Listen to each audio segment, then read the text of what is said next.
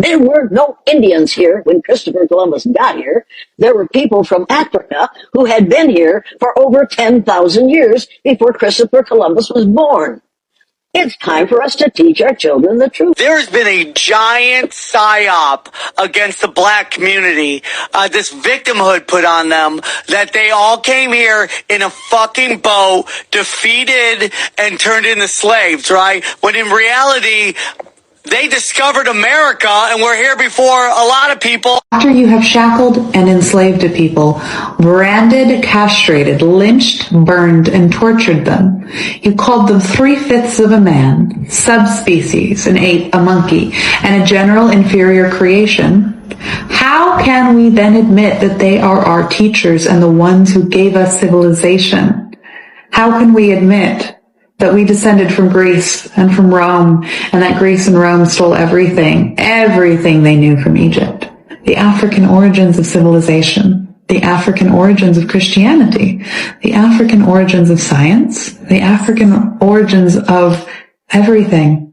Philosophy originated in Egypt. Math originated in Egypt. Theology originated in Egypt. Philosophy originated in Egypt. Letters originated in Egypt. Everything started there. They were as ancient to the Romans as the Romans now are to us. And that's what we don't really understand, because we live now. We don't really understand that the pyramids are 5,000 years old and that the Romans only date back 2,500 years. Like, really think about that. I feel it. I feel it. I feel it. I feel my ancestors, man. I feel my ancestors. I feel them calling. I feel my ancestors. Oh, this is the land of the blacks. Because these people are black. See, I'm having this natural mango, man. Straight from the earth. Straight from Mother Nature. Okay, we got some real fruits, man. Not that GMO shit in Detroit. We got the real fruits. From God. From the source. From the earth. You see the earth. Grand rising, y'all. Right now, we in nature. You know, I'm in the jungle right now, man. Nah, not that fake concrete jungle in New York. I'm in the real jungle, man. Nature's the closest thing to God. This is where we're supposed to be.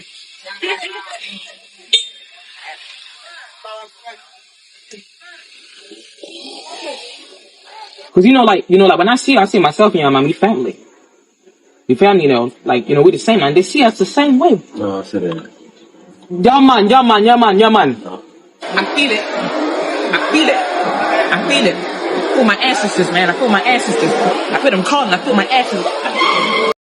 Hello and welcome back to another interesting episode. My name is Kwame Cheda, and so in this episode we have a whole lot of things to talk about. Do you believe that Africans were the first people to inherit this planet, America, almighty United States? According to the videos I have played, it's indicated that black people, Africans, inherited that land thousands of years before Americans inherited that land. So I have also reacted to white people attending funeral in Ghana and the way they have dressed in the African print. It was like they were attending wedding. Hey, dressing be what? Also, a young lady from the United States visited Ghana the first time, and the reaction was mind-busting. She was screaming that she felt it. She felt her ancestors. She felt everything. She felt it. Let's dive straight into the video and we will come back to react more. Have you ever heard of Charles Page, the black man who first invented an airplane before the Wright brothers? Charles Page was an African American who was born in Pineville, 1864. He grew up in an era where slavery was really dominant. Slaves were not allowed to even pick a book, let alone to learn how to read and write. But Charles decided to defy the odds. He taught himself how to read and write, became an engineer, and entered into the world of aviation. Now in 1903, Charles designed the first ever airship model and received a patent for it in 1906, months before the Wright brothers. However, in 1904, he entered into a competition with his airship where the cash prize was $100,000. He gathered money and built his first ever working model of the airship and sent it by train to St. Louis, hoping to follow up and fly it over there. Surprisingly, the airship never arrived at the fair. it was stolen and destroyed. Now, mind you, around that era, if you were a slave and you became successful, you could even be lynched. So Charles' invention was nothing different. Now, because he was a slave, his name was totally wiped out in history until recently when this video popped up.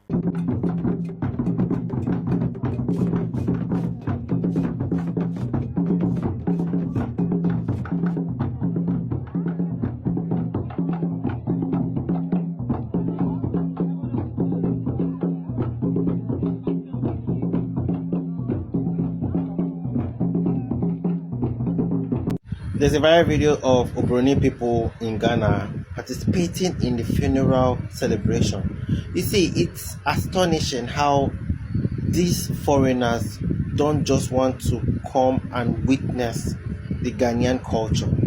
They are trying to participate, to be a part of the culture. It is just beautiful. This is a Ghanaian funeral, and this is how they dress. But another beautiful thing is that choice of footwear is actually the appropriate footwear to wear in this kind of occasion. So who actually advised them to put on that footwear? They must really have pure Ghanaian connect. And Ghana is one of the places in the world where you can go to without knowing anybody. You can just go there and just survive. Things are not, that's risky to do in the country. You can just drop from the airport, ask somebody where to rent a hotel, you go rent a hotel, ask somebody or check your phone, check online, the nearest place to eat, you can go eat, what's the best place to hang out, everything Uber will carry you go. Because why? Just the security and the peace is everything. And the way you Ghanaians are hospitable to these visitors is what keeps them coming. I say a lot of them would not want to go back, and that's no cap. A lot of them have become Ghanaian citizens and are fighting to become Ghanaian citizens.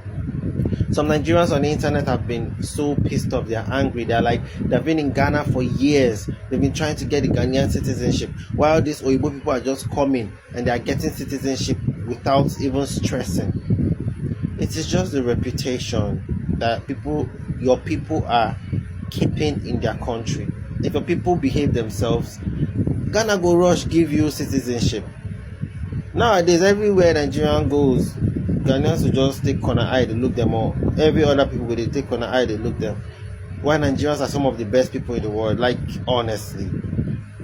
Just that the bad eggs are really, really bad. So the reputation is rubbing off on the rest of the innocent, hard-working Nigerians. But honestly, I second the motion that Ghanaians should look for good Nigerians that have been in their country for years. I think nationality by stay, I think some countries do that. If you stay in the country for an amount of years, you've earned the right to be a citizen of the country. Ghanaians should do that to Nigerians, because Nigerians have really tried and support the economy of the country. Alright, so thank you for watching this video. If you like the video, just give it a thumbs up, and also see you in my next episode.